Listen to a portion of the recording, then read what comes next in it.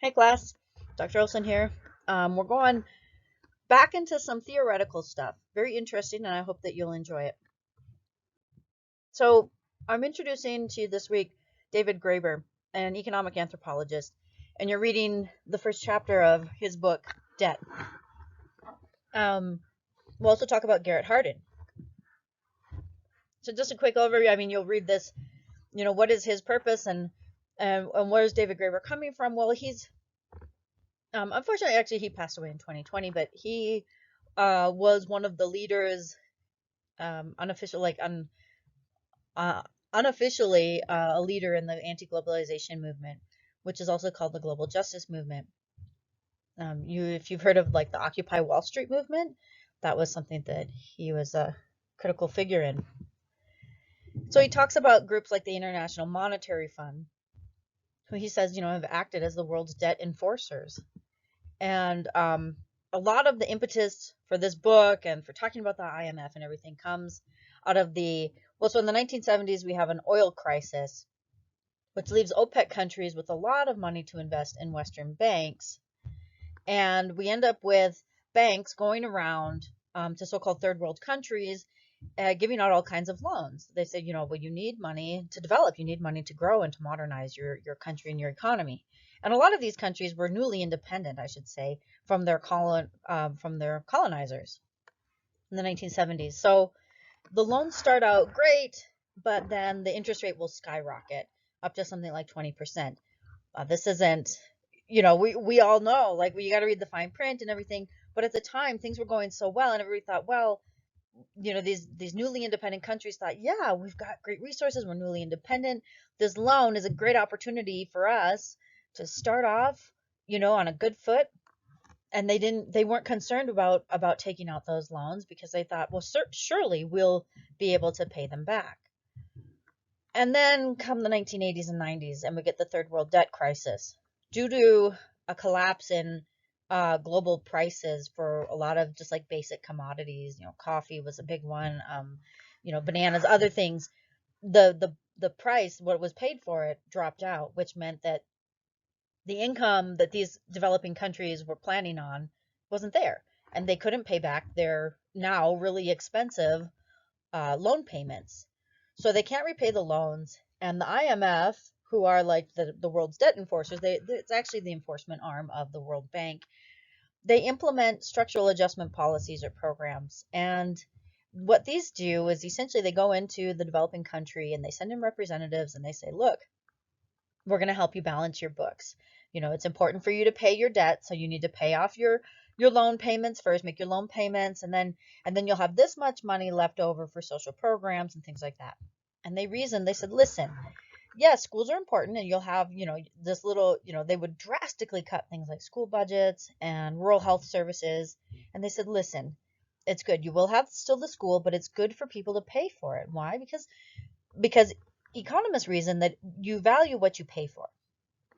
And for example, like if there isn't like a small user fee for a school or something, that people won't even send their kids because they'll think, it's just free school.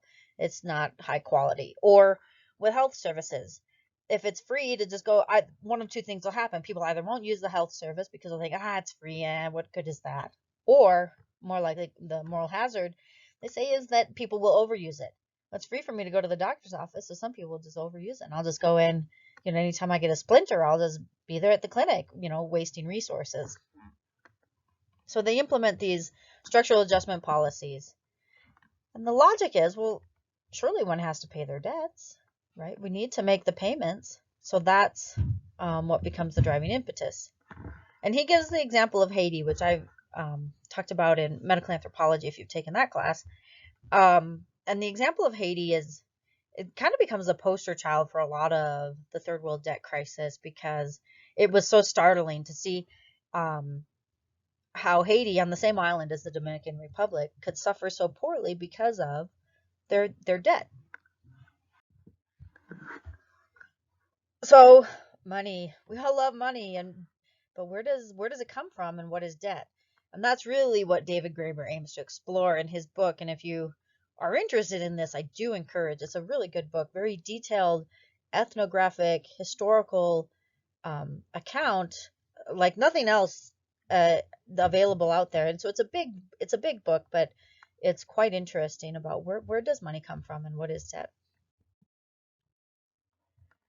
So David Graeber points out that debt is a moral issue and it's confusing.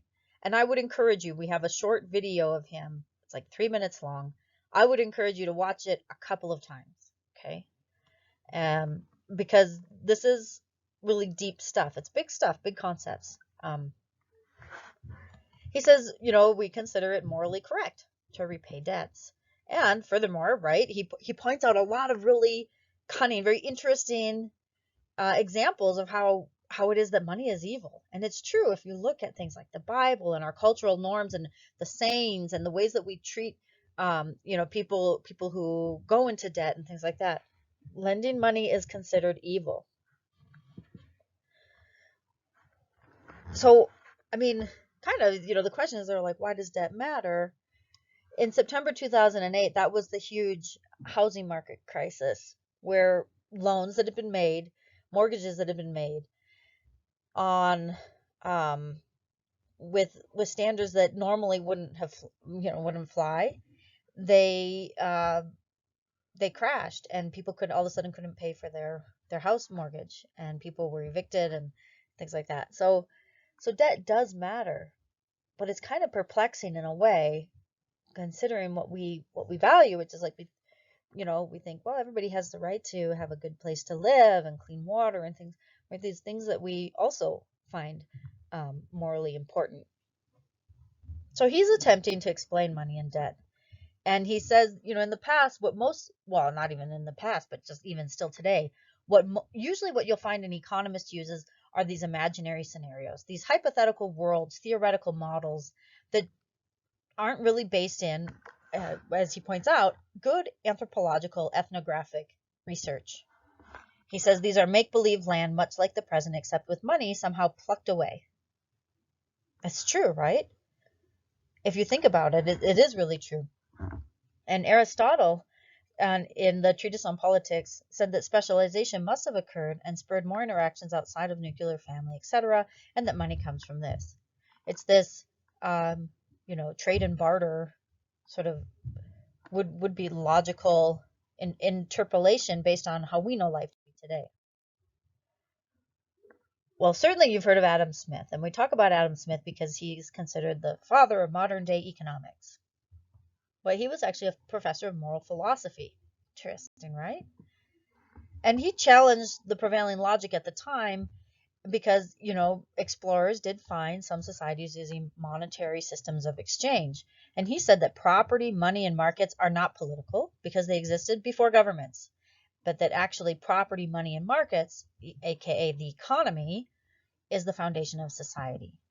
And he says humans are driven to exchange, and no other species is. So this propensity to exchange leads to a division of labor, which is the prerequisite for civilization. Now, again, back to that imaginary land, we're all early human ancestors are all the same. You're all savages, nomads clumped together, and it's really made up. But you'll recall the model that I shared with you of this linear model of development that's presumed, as though over human history, humans went from, egalitarian hunter-gatherer forager societies to semi-nomadic tribes, right, to modern industrial society. And in that view, it's like, why aren't they like us, right? And so that view of development says, okay, well, why are these people not like us? And attempts to kind of force it along a would-be linear path. Anyways, so that's this is where the logic comes from, that currency emerges because there was a surplus. So whatever there is, that's, if there's a surplus of potatoes and that's what they grow and everybody has potatoes, and then potatoes become kind of the common currency of exchange. And that eventually coinage made out of precious metals replaces it because, well, it's more durable. In the nutshell, once upon a time there was barter. It was difficult, so people invented money. Then came the development of banking and money. Ta-da, right? This is the common sort of imaginary scenario of where money came from. Well, David Graeber really challenges this. But before we go further into David Graeber's work, we need to pause, and I need to explain who Garrett Hardin was and what Garrett Hardin talked about. And I gave you the link to his video too, and you should watch that, the interview with him. Because Garrett Hardin wrote this book called The Tragedy of the Commons. And I didn't give you an excerpt from it to, you can read it if you want to, it's in the files. But Garrett Hardin said the tragedy of the commons, and there's an optional video about it. Essentially, the idea of the commons is a shared resource. So in England, they had, in various parts of kind of feudal Europe, they had common areas, pasture land. So say everybody in the community has sheep or something. Well, the pasture land can be used by, a certain number of sheep before it's overgrazed and won't even grow back, right? If it's a small enough community, and we get along with our neighbors and stuff, well, probably it's fine. Maybe my neighbor is actually like my cousin or something, so we respect each other, and we each keep our flocks. Say the commons in our area can support 50 heads of sheep or something. Okay, without overgrazing it. Well, then, we each probably have maybe, 15, 20 sheep or something. We keep it within range. Or if we see that the pasture is getting low, maybe one of us will take our sheep up to the valley and go a little further, do the extra work to graze our sheep elsewhere for a while so that we maintain the commons. But Garrett Hardin said that, because that is how the commons work, he said that's not realistic. Human nature, and he keeps talking about this. You'll notice in his interview, he uses this idea of human nature a lot. He says human nature isn't that way. And in a common situation like that, what you really have is an opportunity. If I can support 50 sheep there, then there's an incentive for me to have more sheep, increase my wealth, and just overgraze them there. And it will deplete the resource, and eventually the commons will be so depleted that none of us will be able to graze any sheep there.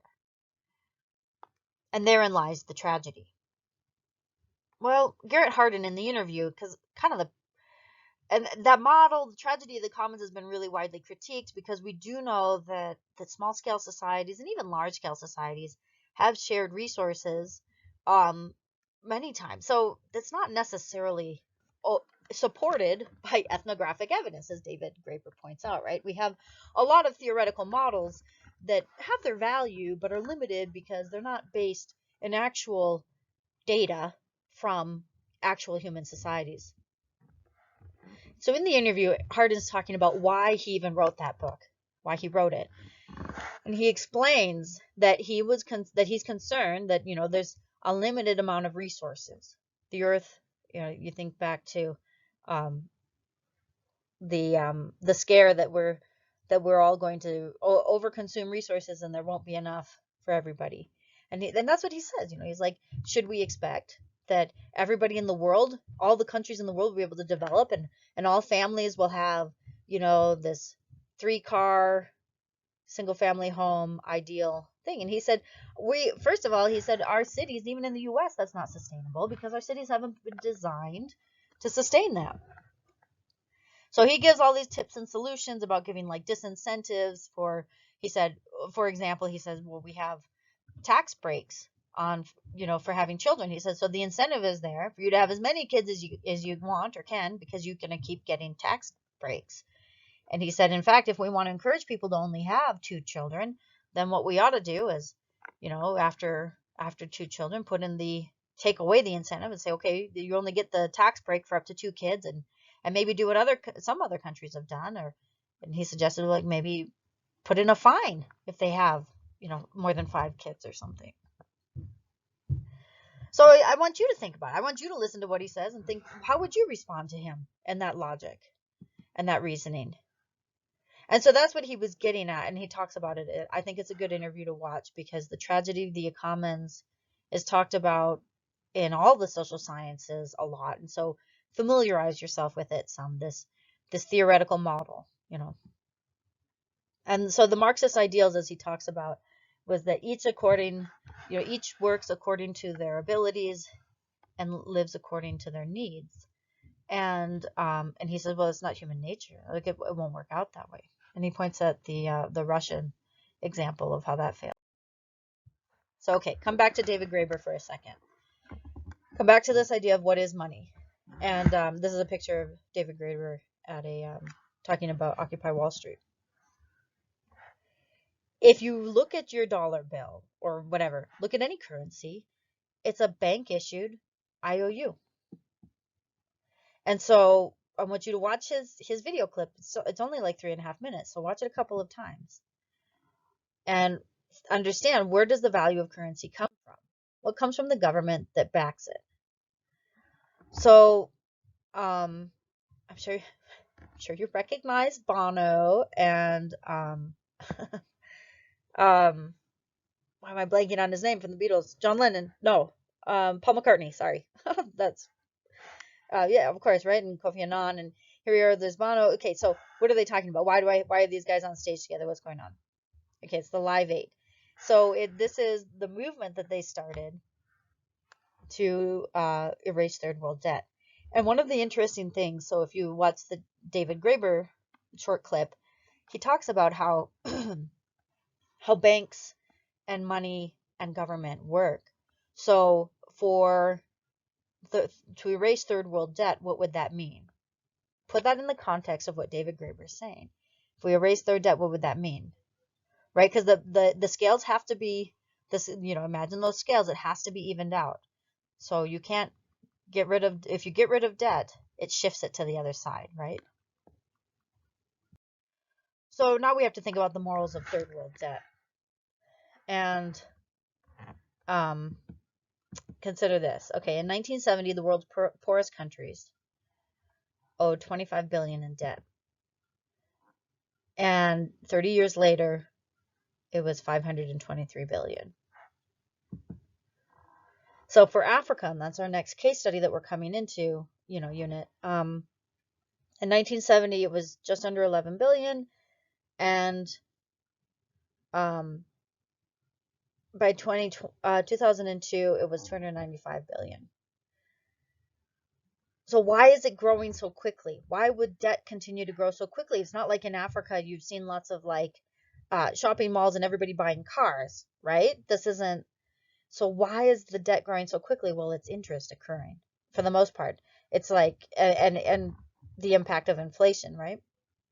So, debts owed to the IMF and World Bank is something like it's more than 153 billion. So, for the poorest countries, debt to multilateral institutions like IMF and World Bank is around 70 billion. And this is the debt that Bono and the Live Aid movement is saying that should just be erased. Just erase it. What would happen if you just erased that off the piece of paper and just said delete? That's not there.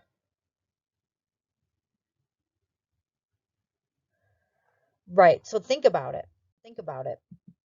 He says this is, kind of related to a lot of what David Graeber is working for as well with the anti-globalization global justice movement. There's been a lot of headlines, right?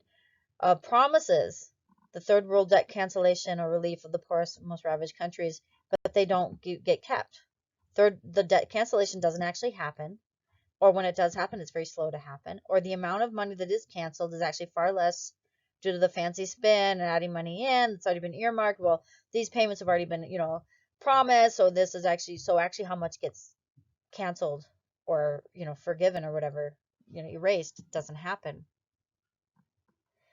And so for poor countries, imagine for a poor country to have that amount of debt it kills people, right? Because this means no basic nutrition support, it cripples things like vaccination, and it makes them dependent on outside humanitarian aid, doesn't it?